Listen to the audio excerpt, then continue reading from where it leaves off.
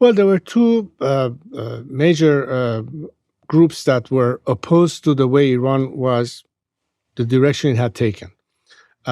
Everything that I explained regarding women's rights and things that were happening, the clergy didn't look at that very favorably. And Khomeini, in fact, started everything when my father instigated the white revolution at the time that brought in all these elements.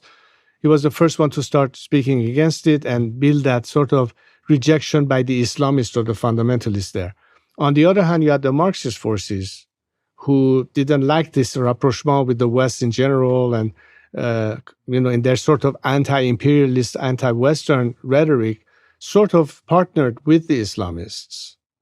And that was the root cause that brought about that moment where there were forces at play that took it to that level of leading to this revolution.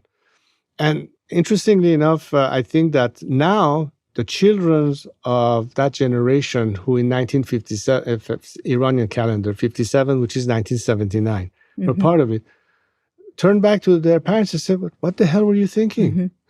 What was lacking? The maximum we could argue might be that maybe in terms of political liberalization, we were not quite there yet, but we were going in that direction. And they were saying, well, a lot of reforms could have happened and we could have avoided having a revolution. But instead, we opted to bring in some cleric that we believed would be just a very benign, sort of symbolic leader retiring in the city of Qom and allowing for all these promised liberties. And instead, we ended up with what we have. And by the time we realized what it was too late.